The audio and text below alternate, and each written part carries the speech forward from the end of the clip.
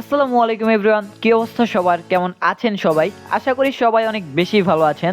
আলহামদুলিল্লাহ আমি অনেক বেশি ভালো আছি। তো আজকের ভিডিওটির টাইটেল এবং থাম্বনেল দেখে আপনারা বুঝেই ফেলেছেন যে আজকের ভিডিওটি কি নিয়ে হতে যাচ্ছে। সো রাইট নাও গাইস, আজকে যাচ্ছি আমার লাইফে দেখা সবচেয়ে সুন্দর এক জোড়া কবুতর কিনতে। সো ভিডিওটি শুরু থেকে একবারে শেষ পর্যন্ত দেখলেই আপনারা বুঝতে পারবেন যে আসলে আমি কি কবুতর কিনতে যাচ্ছি বা কিনে এনেছি। और अगर तुम लोग नए हो तो सब्सक्राइब करो, वो जो लाल वाला बटन है उस पर फूट फेंक के मारो या फिर मोमबत्ती, मुझे नहीं पता, बस क्लिक हो जाना चाहिए। তো সকাল সকাল ঘুম থেকে উঠেই আমি রওনা দিয়ে দিলাম শ্রীপুরের উদ্দেশ্যে কবুতরগুলো দেখার জন্য। কোন রকম দেরি না করে কেচি গেটের তালা খুলতেই দেখা মিলল আমার ফ্রেন্ড সাইমের সাথে। আর আজকে মূলত আমরা দুইজনই যাচ্ছি কবুতরগুলো আনার জন্য। প্রথমে আমরা হাঁটি হাঁটি পা পা করে চলে যাচ্ছি আনসার রোড। আর এখন ঘড়ির কাঁটায় সময় বাজে 11টা।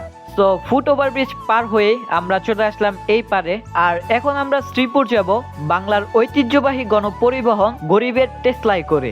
একের পর এক গ্রামীণ জনপদ আর প্রাকৃতিক দৃশ্য দেখতে দেখতেই আমরা চলে আসছি শ্রীপুর চৌরাস্তায়। আর এখানে আসতেই আমাদের সময় লেগেছে 1 ঘন্টা।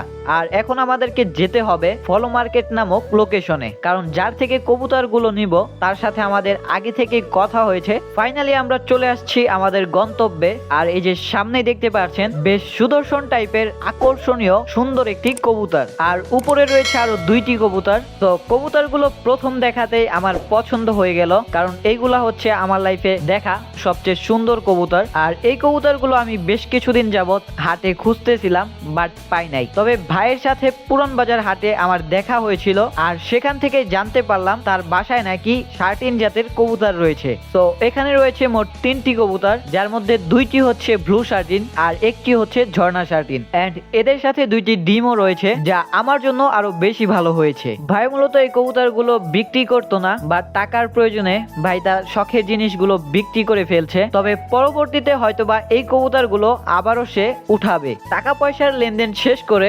কবুতরগুলো নিয়ে যাচ্ছি আমাদের বাসায়। আর এই যে দেখতে পাচ্ছেন ছোট্ট একটি খাঁচা, যদিও আমি কোনো রকম ব্যাগ বা খাঁচা নিয়ে যাইনি, তাই ভাই আমাকে এই খাঁচাটা দিয়েছে শুধুমাত্র নিয়ে যাওয়ার জন্য। তো আমরা যখন আবারও বাংলার ঐতিহ্যবাহী গরিবের টেসলাই করে রওনা দিলাম, হঠাৎ করে মাঝপথে এসে গাড়িটা অফ হয়ে গেল। যান্ত্রিক ত্রুটির কারণে গাড়িটা সমস্যা দেখা দিয়েছে, যার কারণে এখন আমাদেরকে গাড়ি পরিবর্তন করে আরেকটি ঐতিহ্যবাহী গরিবের টেসলাই করে যেতে হচ্ছে। অবশেষে কবুতরগুলো বাসায় নিয়েই এসেছি। আর এখানে 3টা কবুতরের মধ্যে এই ঝর্ণা শার্টিন কবুতরটা আমি ভাবতেও পারি নাই এই কবুতরটা যে টেম্প করা, মানে পোষা টাইপের। এইটাকে হাতে নিলে হাতে আসে এবং কাঁধে নিলে কাঁধেও আসে। তো এখন আমি প্ল্যান করছি যে এই কবুতর গুলো থেকে বেবি হলে সুন্দর একটা বেবি সিলেক্ট করে টেম্প করাবো এবং সেইটাকে আমি পোষ মানাবো। আর এমন ভাবে পোষ মানাবো যাতে বাহিরে গেলেও আমার সাথে নিয়ে যেতে পারি। আর এছাড়াও আমার বাসায় আরো বেশ কিছু কবুতর রয়েছে, যেগুলো হয়তোবা নেক্সট কোনো ব্লগে